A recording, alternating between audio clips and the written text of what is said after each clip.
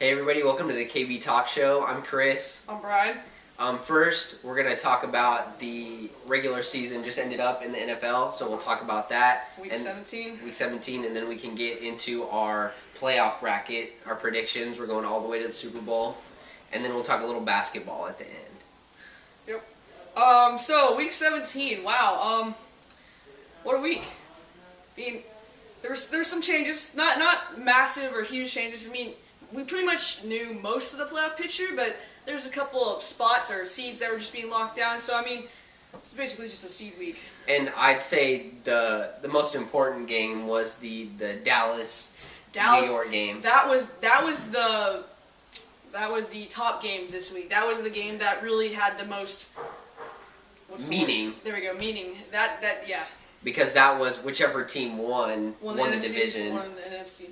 And gets into the playoffs. And so we were actually watching that game. I mean, at first it didn't look like it was going to be a good game, but towards the end, Cowboys were coming back. My first thought was, wow, Dallas, you look atrocious. You do not look playoff ready. You do not look like you can make a dent in the playoffs. You're like, the whole time I was thinking, what is happening? Because was it 21-0 at the end of the first half? Right. And I mean, I was just stunned because I at least thought there would have been a game. But my thoughts changed in the second half because that's when kind of went vice versa, and Romo became the hot quarterback, and Eli became the ice cold one. And it was really a game of two halves where I would say New York had the total momentum in the first half, and Dallas had it in the second half. And it just turned out that Dallas didn't have the kind of offensive power that the Giants had in the first half, and that's why the Giants ended up winning. And what we kind of talked about was which quarterback's going to do better. And I would say in that game that Eli Manning was the better quarterback in the game. I can remember one play where there was that fumble that kind of happened, and Eli came up with the fumble. So he was ready to win that game, and so I think Eli was the one who shone in that game. I think that was my favorite part of the game. That was a good play by Eli. That was very entertaining because you thought Dallas had it, and you thought the Giants had it. It was just whoop whoop going all over the place. And then you saw number 10 grab the ball, and you were like, "Oh look, there's Eli in there." But so, yeah, Giants come away with the win in that one. Some other big games. Cincinnati, even though that was big, too, because both Denver and Oakland lost, which allowed Cincinnati to get in the playoffs. Even though Cincinnati did lose to Baltimore in that game, they ended up squeaking into the playoffs as the 6th seed. Over in the AFC, we knew most of the teams that were going to make it. It was just the seed-wise, which we were kind of looking to. Like we thought, Baltimore ended up with the 2 seed. New England ended up with the 1 seed. Pittsburgh got the 5. Houston obviously still had the 3rd. And Broncos had the 4th. There you go, yeah. Even though the Broncos did lose, the Chargers beat Oakland, which was also a very good game. Coming down towards the end. Carson Palmer just didn't look like he wanted to win. No, he didn't. That was an ugly game by Palmer, which really ultimately costed the Raiders. I mean, up until that point, though, when Palmer threw that pick in the end, I mean, it was a game right there. The Oakland still had a chance. But New England put a whooping on Buffalo, which I guess we kind of expected. But you got to remember that defense that New England has. They're not playing Buffalo in the playoffs anymore, but they do have that number 1 seed and that first-round bye. They have time to work on that D, which them and the Packers both need, because as much as offensive powers they have, last 2 in the yards allowed. So.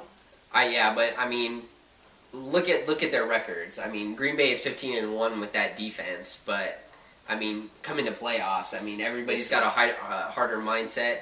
And over in the NFC, we pretty much knew everything. The Falcons did end up with the 5th seed. They did get the 5 seed. Lions almost won that game against Green Bay. I was both impressed and not. I was impressed by the play with Stafford and Calvin Johnson and just their whole what they did. The thing I was not impressed is that Green Bay wasn't playing all their star players. Sure, they lost to the 15-1 Packers, but it wasn't the people who had made the Packers 15-1. It was, I mean, they still had starters in, but they didn't have all of their best ones in. So, I mean, I don't know how good the Lions will do against the Saints, but we'll just have to see. Yeah, but, I mean, Matt Flynn getting the record for touchdowns in that game, I mean... That was, I could give my applause to Matt for Definitely, that. And, I mean, the Lions did really good. I mean, you did say they didn't have that good of a defense, but the Lions did have that drive right there at the end, which I thought was going to win it for them. But I mean, as much as you congratulate Matt Flynn. Matt Flynn. Yep. You also have to congratulate the Lions for. I mean, they just played against the guy who set the record for most touchdowns as a Packer, which is pretty good. Which, for one of the most historic and storied franchises, that is a major feat to accomplish. Right, and the stat they put up on the TV was he beat Bart Starr, Brett Favre, and Aaron Rodgers. I mean, that's pretty impressive right there as a backup. That is very impressive. But I'd say that wraps up this weekend's games. Quick rundown of all the seeds, because we know them now. We'll start with the NFC. Number 1 is the Packers. Number 2, 49ers. Number 3, we have New Orleans. New Orleans. Sorry, my brain went out. That's all right. Number 4, we have the New Giants. Or the New York Giants. Right. Sorry. Number 5, Falcons. we have the Falcons. And number 6, we have Detroit. And then over in the AFC, number 1, we have the Patriots. Number 2 is the Ravens. 3 coming in, we've got Houston, thank you. Number 4 is Denver. Number 5, we've got the Steelers. And number 6 is the Bengals. So please excuse our memory loss. Right, but we can go ahead and move on to our brackets now. Now we're going to show y'all, or we're going to do our predictions of who do we think is going to go all the way and who do we think is going to win it. So let's get out our whiteboard. All right, so right now we have our first teams, or we have our first wild card games, and we got the seeds right there. I'm going to go first. I'm going to tell you all my predictions, and then Chris will either agree or disagree after I'm done. So first off, we've got in the NFC, we got the Falcons and the Giants. I believe that the Giants will win just because the Falcons are a dome team, and Matt Ryan has had struggles in the playoffs. So I'm going to give that to the Giants. For the Lions and Saints games, they're both dome teams, but I just think Drew Brees has a much more high-powered offense than the Detroit Lions. So that's why I'm going to give that to the Saints. And since the Giants are the number 4 seed and the Saints are number 3 seed, the Giants will play the Packers, and the Saints will play the 49ers. Okay, the Giants and Packers, they played once in the season, and that was a very close game. I still think the Packers will be able to win that game, even though it was as close as it was. I just think that Aaron Rodgers just will have more success than Eli. I know Eli is the Super Bowl winning quarterback. I just think Aaron is just more prepared, more accurate, just a better quarterback. So I'm going to give that to the Packers.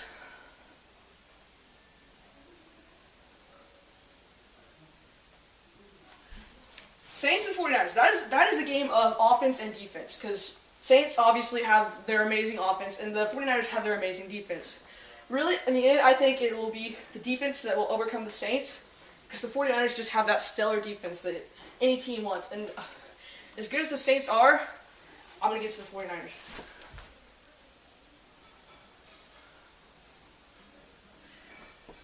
And lastly, between the Packers and 49ers, I know I said defense wins. I do think the Packers have a not much more, but they have a slight advantage on offense when it comes to the Saints, because I do know that Drew Brees has that, or Drew Brees is just amazing. Right. But I think the Packers have that slight edge on offense, and I do think that slight edge will overcome the 49ers, because I thought they were equal in defense wins, but since they have a higher edge, we'll give it to the Packers.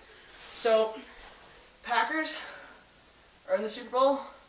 Please excuse my messed up looking bracket. It's not the best, obviously, but you get the picture. All right, moving to the AFC, we got the Bengals and Texans. I think the Bengals are going to beat the Texans just because T.J. Yates. I know he's just starting, or I don't know if he's a rookie or not, but even though Andy Dalton is a rookie, he's had more experience than T.J. Yates has, which is why I give it to the Bengals, even though they're the 6th seed and they're not at home.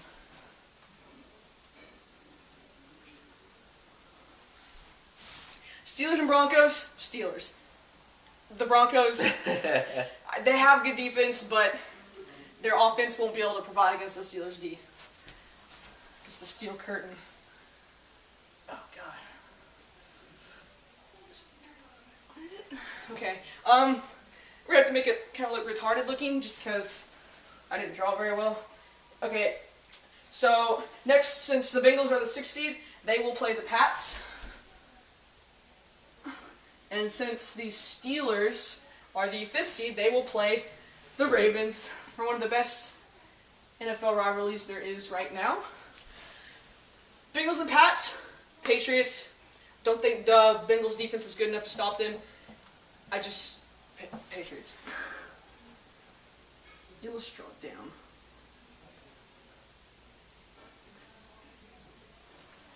Steelers and Ravens. That is a very close game. Honestly, it will come down. I think it'll come down to the last possession of the game.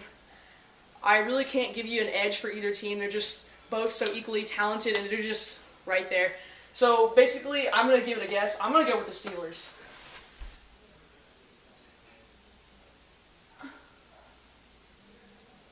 So then you've got a Patriots and Steelers in the AFC Championship. That game, as much as Tom Brady and his high-powered offense are good, I think the Steelers, their defense will overcome that. So I believe it'll be a repeat of last year's Super Bowl, and it will be a Packers-Steelers Super Bowl. And that's what I think. Alrighty. And then I'll just go off of what Brian said, and I'll agree or disagree with what he said. So over here, I'll start out with the Falcons-Giants game. I'm also going to go with the Giants in this game because, like he said, it's the dome team going to play outdoors, especially in New York. In January, it's going to be cold. I agree with the Giants. Down here, we have Lions versus Saints. Like he said, that high-powered Saints offense. The Lions do have a good defense. I don't think there's any way they can combat that, though. And I say Drew Brees wins over here. So to the Giants-Packers game, like he said, the two teams did play. And, I mean, the Giants barely limped into the playoffs. The Packers have a week off. Again, the Packers are the #1 seed coming in. The Packers' defense is a little shaky, but I don't think the Giants are going to be able to score as much against them, so I'm going to stick with Brian's pick of the Packers winning that game. Now down here we have Saints 49ers. This is where I'm going to disagree. Like he said, the 49ers do have a very good defense. There were some games this year. One game that especially stands out is the Cowboy game, where they had a lead and they could blow it. And I mean, but that was in the early part of the year. That's true. That is in the early part of the year. But if there's any team that can come back against a defense like that, I'd say either Patriots, Packers, or Saints. So I'm going to pick the Saints in this one and Drew Brees. And then the NFC Championship game is going to be between the Packers and Saints. And I'm going to disagree here as well. I just think that defense that the Packers have is going to come back to bite them, especially against Drew Brees and the Saints. I know the game is going to be in Lambeau. It's going to be tough for the Saints to play, but I think the Saints end up pulling this one out. Drew Brees is having a phenomenal year. I think he's ready to take his team back to the Super Bowl, see about another one. So I'm picking the Saints out of the NFC. And then over here, let's move on to the AFC. Bengals-Texans. I'm agreeing for pretty much the same reason. I believe it's just quarterback play. If we look at this year, it's a total different story if Matt Schaub is in, but he's not. I think Andy Dalton has the quarterback advantage. And, the Bengals, we've seen them play. They've hardly been counted out of any games this year, so I'm going to agree with the Bengals. Down here, Steelers-Broncos. Like he said, that Broncos offense, I don't think has a chance against this Steelers defense. And then you also have the Broncos do have it's a good defense, but I don't think you can, if Ben's healthy, which he doesn't have to be to win this game, but if he is, I think he can tear apart that Broncos defense. So up here we have Bengals-Patriots. I'm going to agree, but also for the same reason I picked the Bengals was the quarterback play, because you do have Tom Brady against Andy Dalton in this game. Tom Brady is more of experience. He's won Super Bowls. He has more weapons than Andy Dalton does. But the Bengals do have a shot, but I'm still going to pick the Patriots. And then the Steelers-Ravens game, this is also where I'm going to disagree. Because I know it's hard to beat a team 3 times in a year, and that's what the Ravens have to do to move on. But I do think that the Ravens think this is their year. I mean, the Ravens haven't had a year like this in a long time. It's the first time in numerous years they finally won this division over the Steelers. They're not stuck as a wild card. I think they're ready. They do have that first round bye. The Steelers have to go play, like I said, against an okay defense that Denver has. I don't think Ben's going to be completely healthy, and I think the Ravens defense is going to be able to show that. So I'm picking the Ravens in this game. And then in a Ravens-Patriots AFC Championship, we've seen this before in the playoffs, and it's going to be in New England, but the Ravens are used to cold outdoor games, so there's no advantage there. But like I said, the Ravens know this is their year. I think Joe Flacco, he's got weapons. He's got the new kid, Torrey Smith, out there, Anquan Bolden, guys like that. Ray Rice is on fire. I think they're going to be able to show the weak defense that the Patriots have. So I'm picking the Ravens, and so what I have is a Ravens-Saints Super Bowl. Okay, and did you pick your winner for the Super Bowl? Actually, I did not. The winner between my Packer and Steelers Super Bowl, I'm gonna go with the Packers again.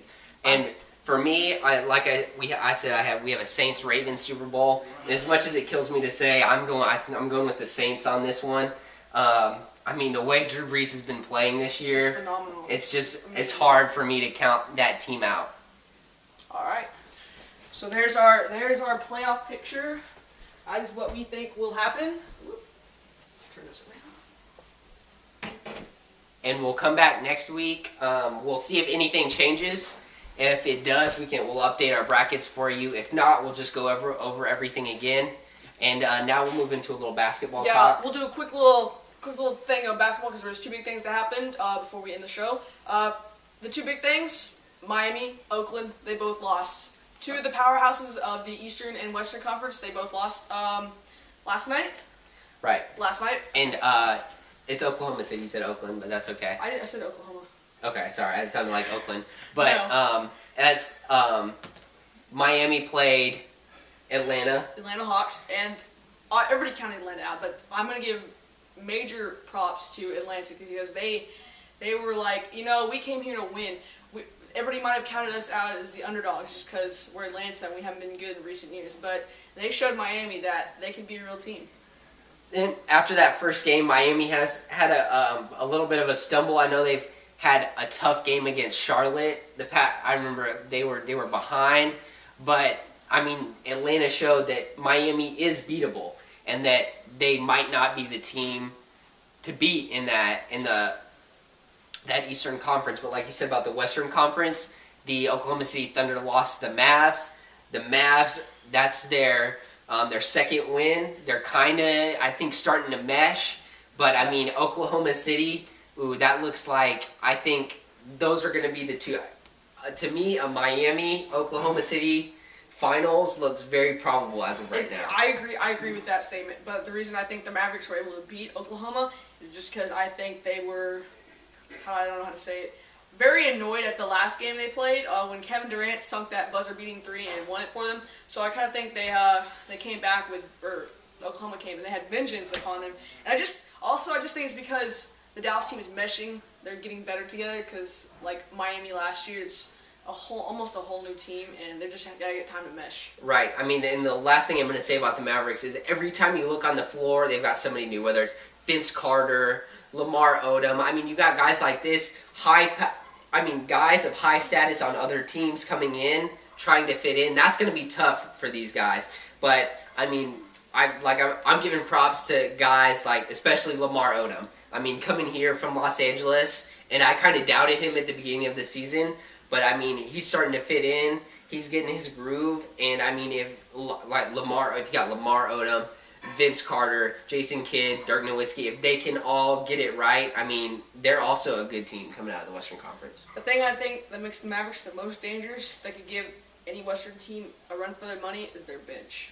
Right. Usually the bench scoring, it was like 45-25. The Mavericks, What makes them a good team is their bench. They have players that can come out and play after the starters sit down. That was Miami's problem last year. They didn't really have a bench. I mean, they had some players, they just didn't have a complete bench.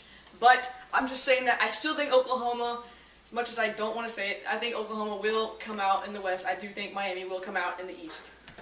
I do too. All right, and that's the KB Talk Show for today. Make sure you guys tune in next week. We're gonna have we've got our first 4 NFL playoff games, more basketball, and baseball starting to heat up. We'll come at you maybe with a little bit of baseball.